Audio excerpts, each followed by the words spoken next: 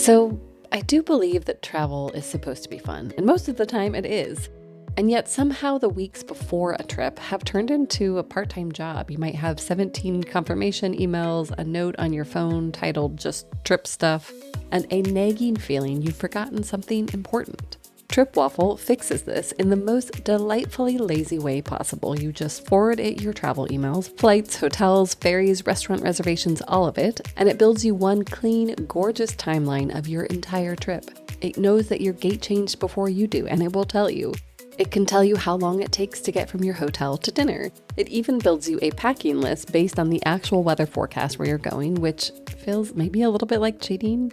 I recently used it from one of my own upcoming trips, so I took all of the emails associated with it and just forwarded them on.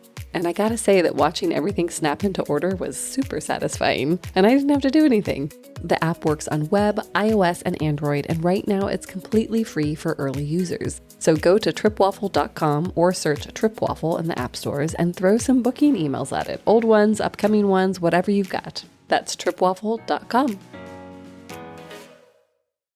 Every Sunday, we cover the week's tech news on This Week in Tech. Hi, this is Leo Laporte of the Twit Podcast Network, inviting you to join me, Devendra Hardawar, Larry Magid, and Alan Malventano as we say goodbye to a legend, the man that helped me start Twit, my mentor and dear friend who passed away this week, John C. Dvorak. We'll also talk about the weirdest AI hack ever. That's this week on Twit.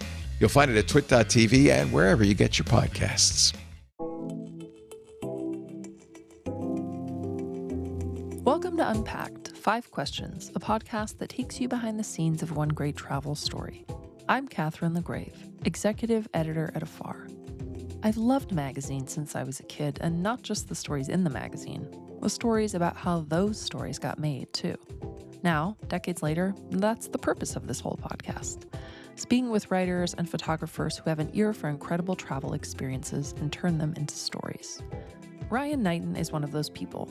An Afar contributing writer, Ryan is a memoirist, screenwriter, and surfer.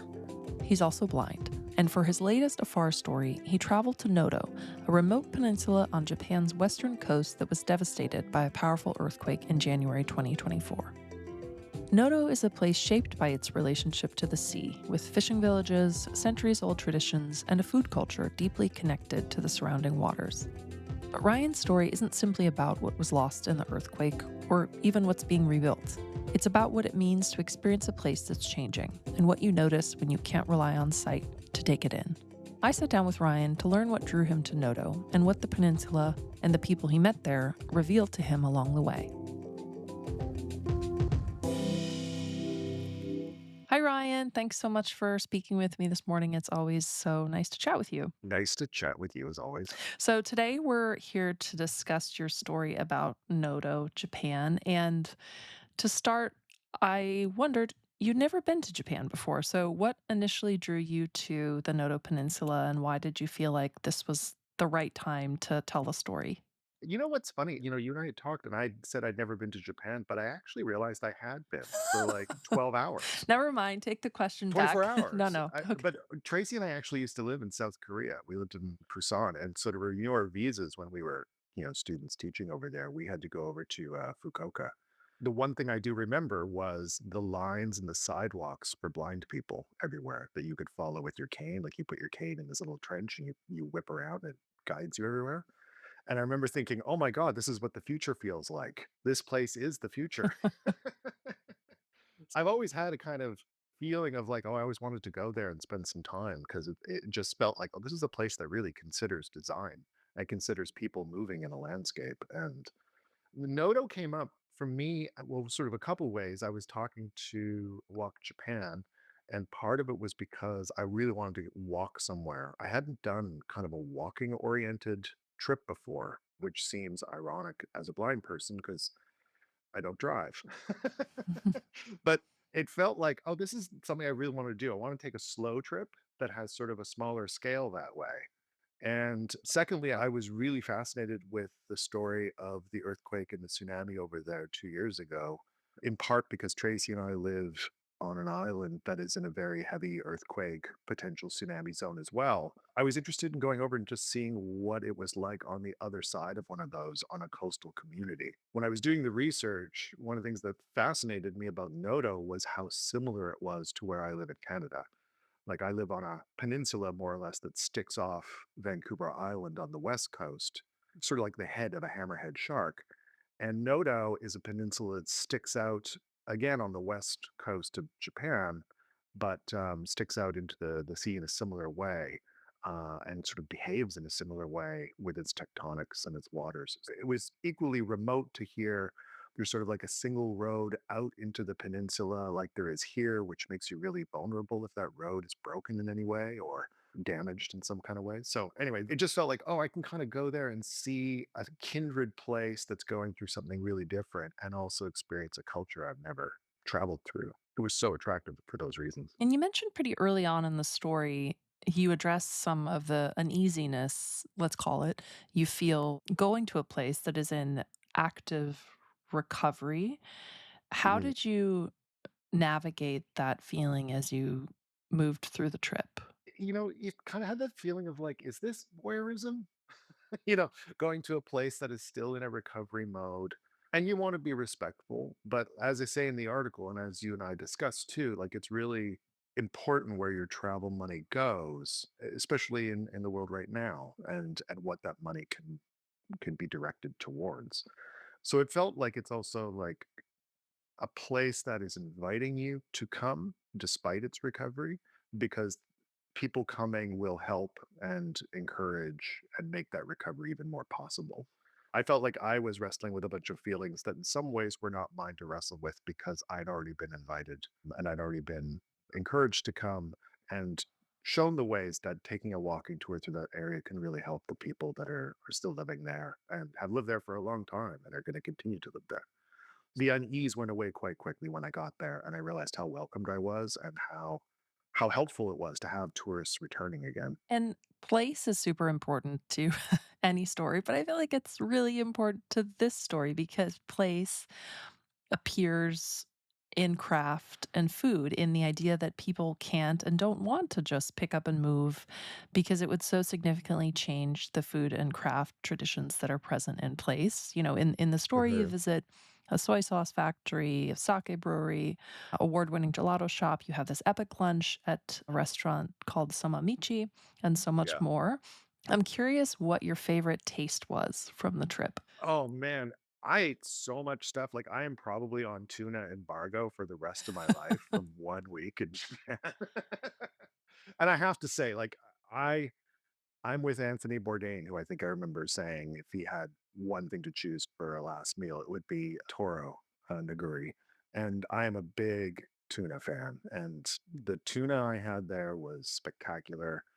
But there were things that I'd never even had before. I had Japanese barracuda, Hmm. which was a really lovely light fish. It was all fish, of course. Part of it is also just the circumstance in which you eat it even makes it so much better. Like, I didn't get to write about this, but I'd learned like that style of sushi of eating at the bar in front of the chef, which originates in Tokyo, was dispersed globally by an earthquake. Because in the early part of the 20th century, there had been like around 1911, there was a big earthquake in Tokyo. And there was a style of sushi in Tokyo at the time, which is what we mostly know now. The style of sushi prior from, say, out of Kyoto was you'd ferment the rice with the fish, and a lot of the rice was just thrown away. It was there to actually add flavor in the fermentation, but it was sort of like a mushy porridge from it. The Tokyo style of sushi, they accelerated the process by adding red vinegar and getting that tanginess in the rice, but then the rice and the fermentation, was much faster, and so it's sort of quick sushi. So anyway, when they had this earthquake in Tokyo, there were a lot of sushi chefs out of work. And so they moved around the country and they took that style of sushi with them. And that's why it sort of dispersed and spread around, which is weird given, the trip I did about earthquakes and tsunamis to begin with. And you see how it just, as you say, it shapes craft, place, and what happens in places. I do remember I had this Tokyo style sushi in Noto itself, and the chef brought out this tuna loin, and Tracy described it to me as looking like a ruby. Like she Hmm. said, it almost looks cartoony. It's so reddish pink. And I don't think I've ever tasted tuna that formidably tuna-ish, for lack of a better descriptor. And when it was cut, the sushi chef was telling me about his knives because I'm always interested in people's craft and the materials they use. And he was talking about how sushi chefs only sharpen one side of their knives. So that way you have a flat 90-degree angle on one side for the clean cut. I love it when people tell you about their craft and they are so inside it that way and things that I wouldn't have thought about. And that's part of the pleasure of eating food for me too, is also learning stuff while I'm doing it. And Japan is such an excellent place for that. I mean, I came into this conversation wanting ice cream, and so I was thinking about your gelato in the parking lot at 10 a.m. Oh yeah. You wrote that although it was 10 o'clock in the morning, I inhaled 2 sweet potato cones in the parking lot before climbing back into the bus. So this is a tiny place, right? And he has Yeah. a number of flavors that are informed by Noto. Yes. And they continually he changes them all the time, but like there was Noto sea salt is really coveted, so you had one that just featured sea salt itself. I had a sweet potato cone, I had 2 of those. I should say too, I was not alone. The people we were traveling with, there was about, I think, 8 or 9 of us. I think everybody had 2 at 10 in the morning, which is, I think, a testimony because it wasn't just my own gluttony. After the break, Ryan shares why this remote corner of Japan is worth seeking out.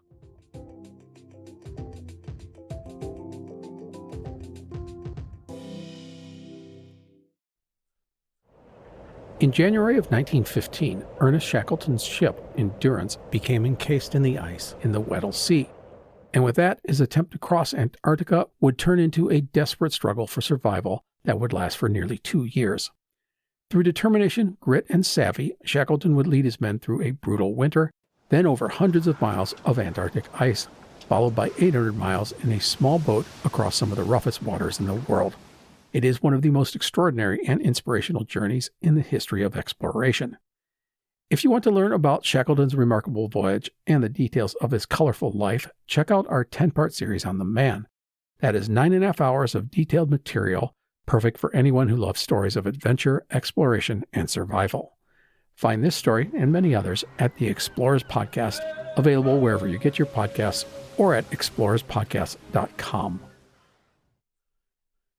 Hey, it's Micah Sargent from Tech News Weekly, the show where we talk to and about the people making and breaking tech news. Amanda Silberling is here this week, and we talk about Google's reports saying, don't you worry about AI costing you your job. No, instead, according to what they've seen, AI is helping you complete your tasks. Amanda talks about Gen Z getting really into the flip phone and, well, simpler tech overall. Before we talk about OpenAI's AI breaking into Hugging Face and how both companies handled it. And then we talk about something uniting all Americans together. Well, at least for the most part, it's AI data centers, and nobody wants them built in their neighborhood. You can check out Tech News Weekly by heading to twit.tv/TNW or just search for Tech News Weekly wherever you get your podcasts.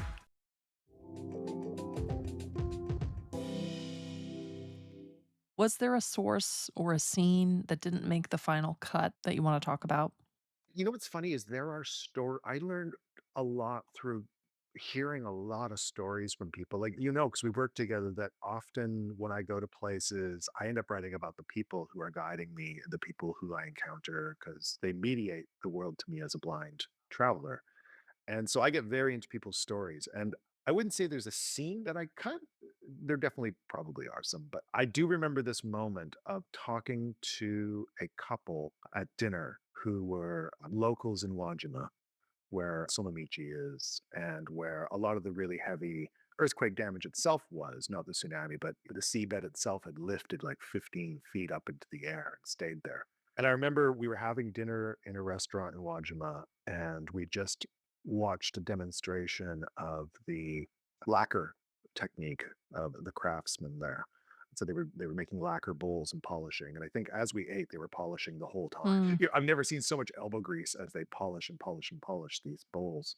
But we were talking to this couple, and they were local, and they were talking about when the earthquake had happened, and they were coming home from Kanazawa to Wajima, and you couldn't drive through the road because it had been so buckled and damaged and mudslides and other things. So they had to walk the last forever how long.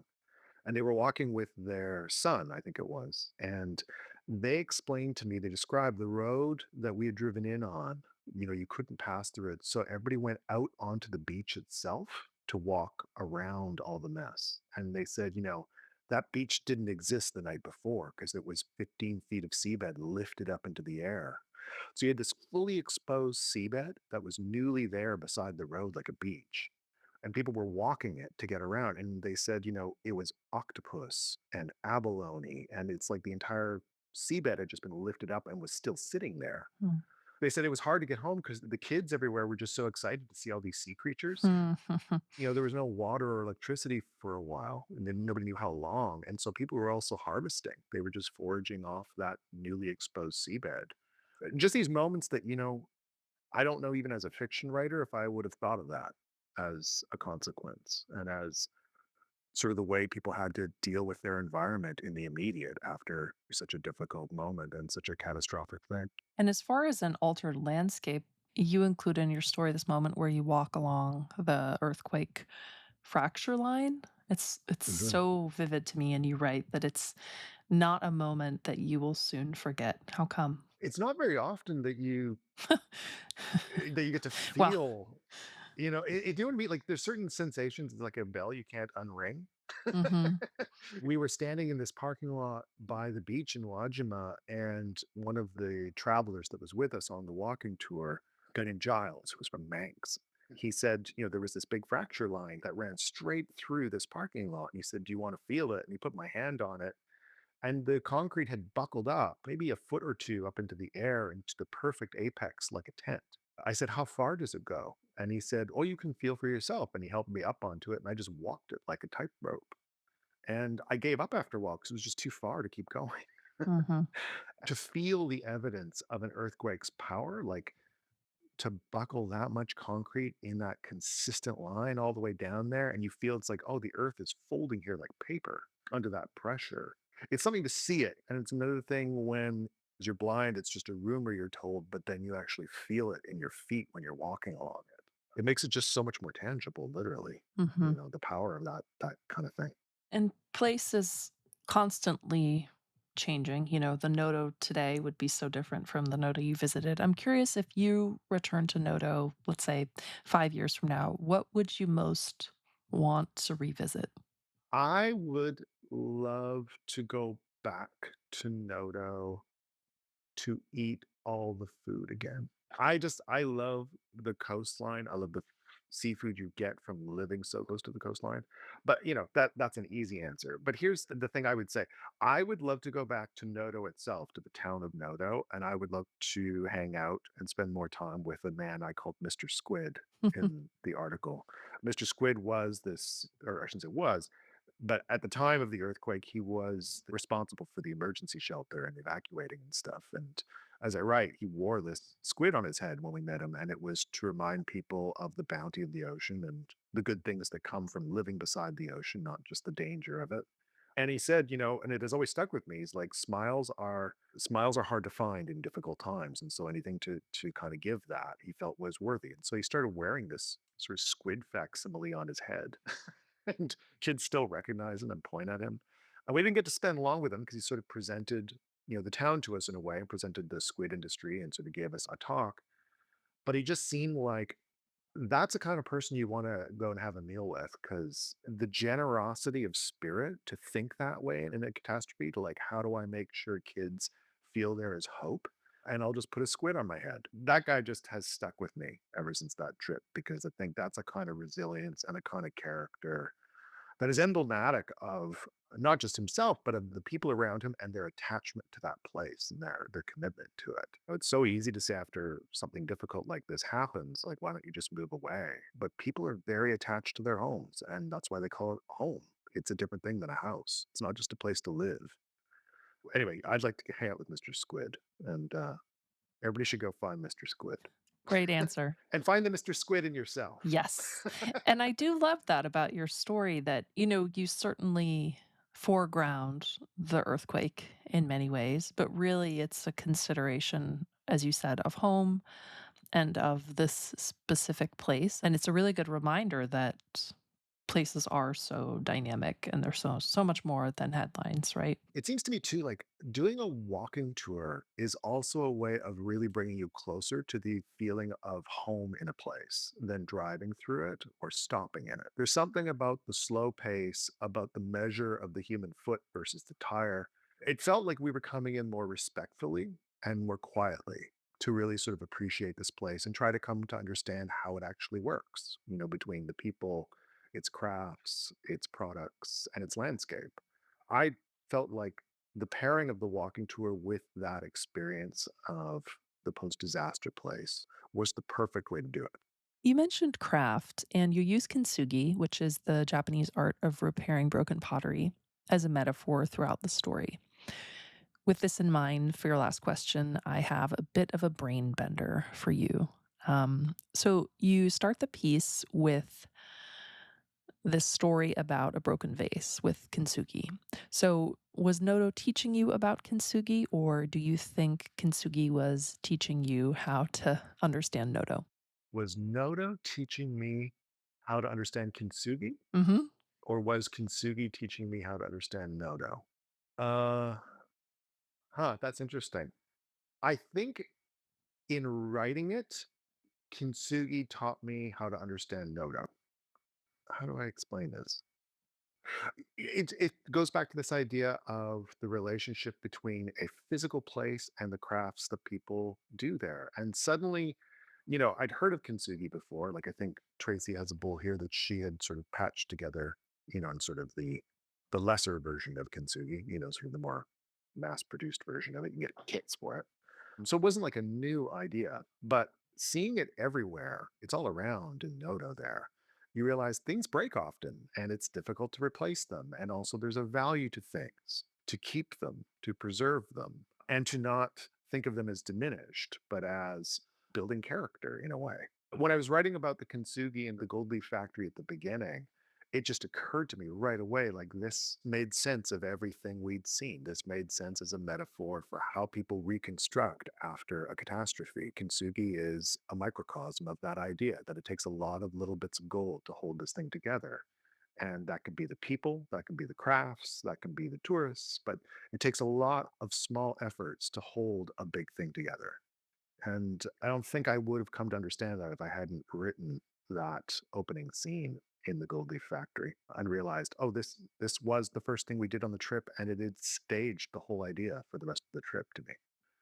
When you just have a very clean understanding of something that you didn't before, and it's like Kintsugi made a deeper sense to me after that. It wasn't just a cool craft; it actually had a deeper meaning to it.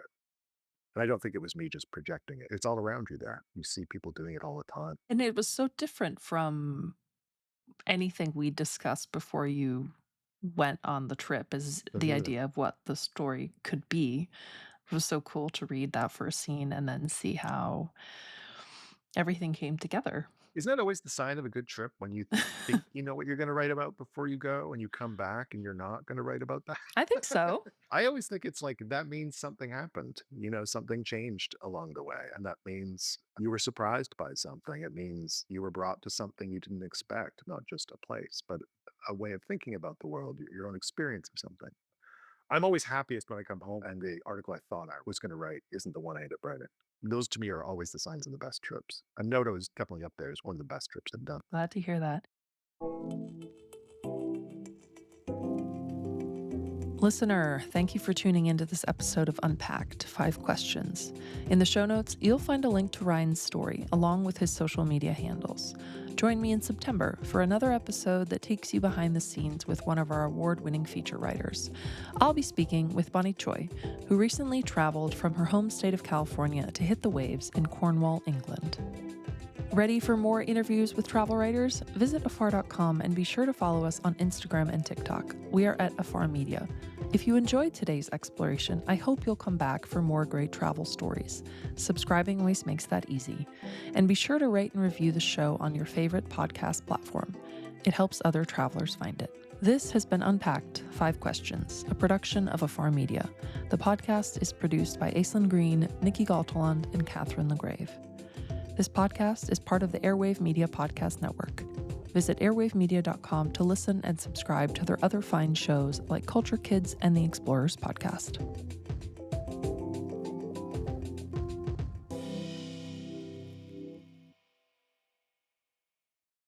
Every Tuesday, we cover cybersecurity on Security Now. Hi, this is Leo Laporte from the Twit Podcast Network, inviting you to join me and our guru, Steve Gibson, as we talk about that amazing story of the AI that escaped containment and hacked Hugging Face. He's got all the details for you, plus a huge Linux kernel repair and more. Security Now every Tuesday. You'll find it at twit.tv/SN and wherever you get your podcasts.